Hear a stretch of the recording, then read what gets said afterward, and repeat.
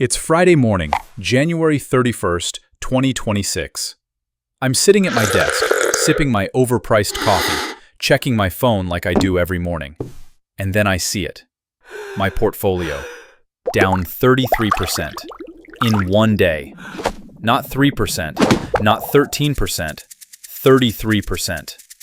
I blink. I refresh. It gets worse. The numbers turn redder. My hands start sweating. The coffee cup shakes. And in my mind, one thought screams louder than everything else. I need to protect what's left. I need to buy gold. I need to buy silver. I need real assets. Now. So I do what any panicking retail investor does. I open my laptop. I type, "Buy silver near me," into Google. I click the first link. US Mint. Perfect. Official. Trustworthy. And then I see the banner. In big, bold red letters. Sales suspended. Wait, what? I click another site. Perth Mint, Australia. Same thing. Suspended. Royal Mint, UK. Out of stock. I try Costco. You know, the place where you buy toilet paper in bulk. They're rationing silver. 1 transaction per day. Maximum 10 units. I'm confused. Very confused. Because here's what doesn't make sense. The price of silver just crashed. 33% in one day. That's supposed to mean there's too much supply, right? Sellers everywhere. Product flooding the market. Discounts. Sales. Deals. But that's not what's happening. The price is down, but the product is gone. Vanished. You can't buy it. Not at $95 an ounce. Not at any price.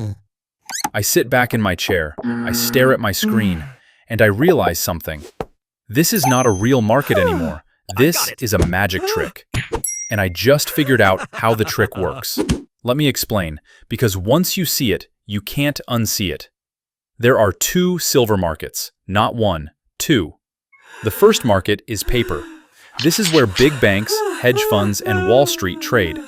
They don't trade real silver. They trade promises, contracts, derivatives, digital entries on a screen. It's like monopoly money, except it controls the price of the real thing. The second market is physical. This is where actual silver lives. Coins you can hold, bars you can stack, the stuff that exists in the real world. The stuff people actually want when things go bad. Now here's the trick. These 2 markets are supposed to be connected.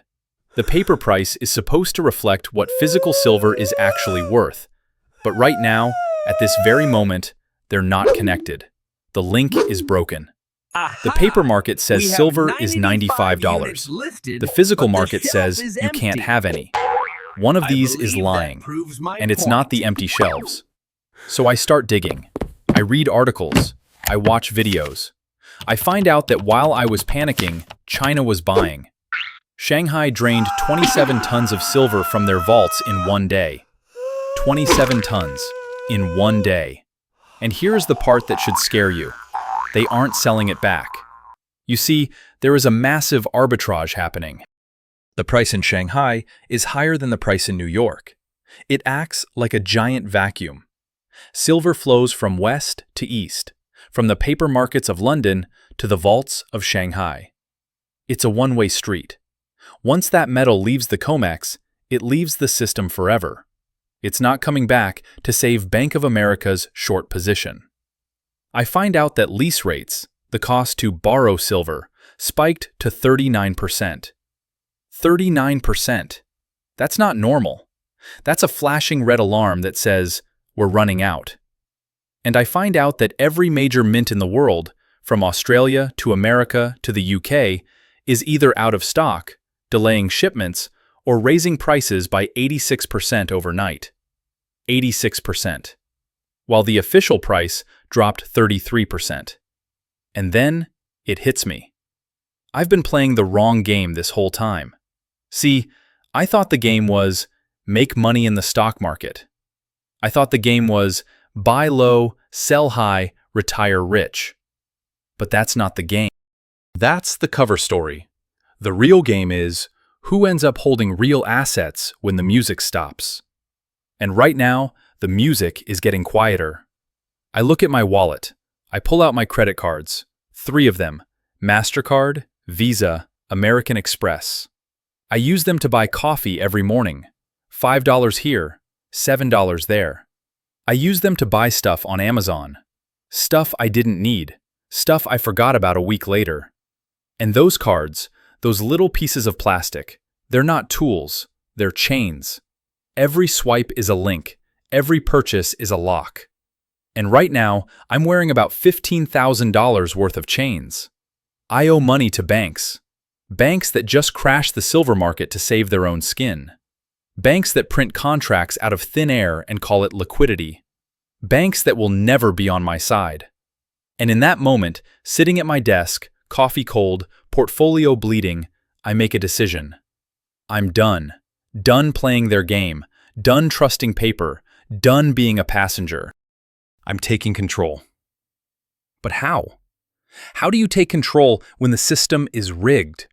When you can't even buy the safe assets because they won't sell them to you?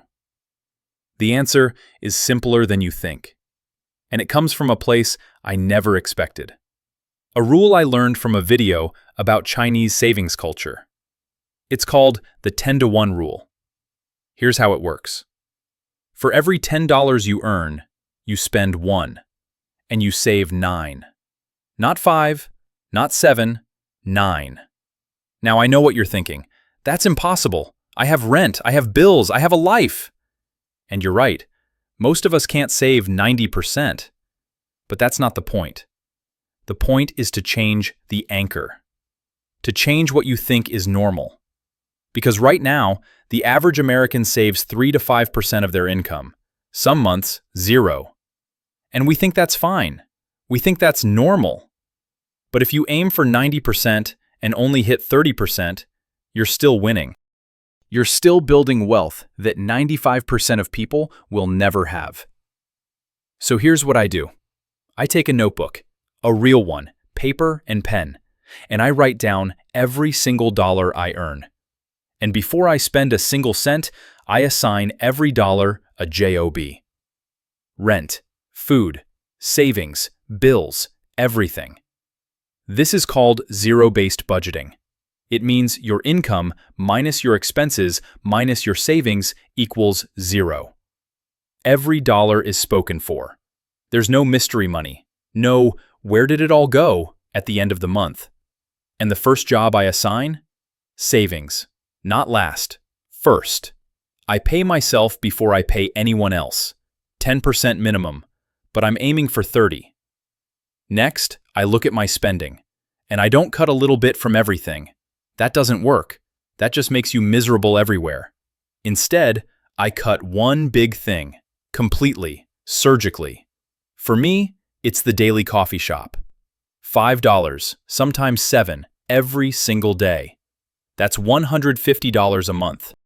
$1,800 a year. In 10 years, that's $18,000. $18,000 I poured into a paper cup and threw away. So, I buy a thermos. I make coffee at home. It tastes exactly the same.